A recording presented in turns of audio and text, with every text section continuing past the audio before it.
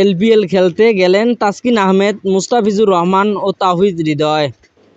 টি-20 বিশ্বকাপ শেষ হতেই মাঠে গড়াচ্ছে লঙ্কান প্রিমিয়ার লিগ এলপিএল। মাঠে গড়াবে পঞ্চম আসর। সোমবার শুরু হবে মাঠের লড়াই। ফ্রাঞ্চাইজি আসর খেলতে রবিবার শ্রীলঙ্কায় পৌঁছেছে বাংলাদেশের 3 তারকা। একই ফ্লাইটে রওনা হন তাসকিন আহমেদ, মুস্তাফিজুর রহমান ও তাওহিদ হৃদয়। 5 দলের ফ্রাঞ্চাইজি টুর্নামেন্টে মুস্তাফিজুর রহমানকে আইকন হিসাবে সরাসরি চুক্তিতে দলে নিয়েছে ডাম্বুলা সিক্সার্স।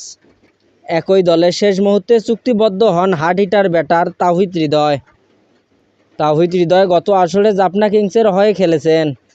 ফ্রাঞ্চাইজি ক্রিকেটে নিজের অভিষেক রাঙিয়েছেন 50-তে।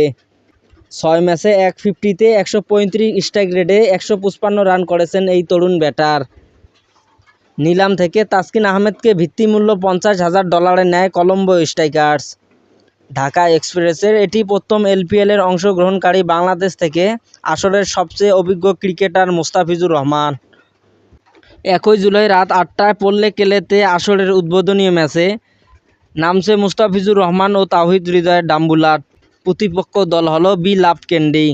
একই দলের বিপক্ষে তাসকিনের কলম্বো খেলতে নামবে 2 জুলাই রাতে। ধন্যবাদ।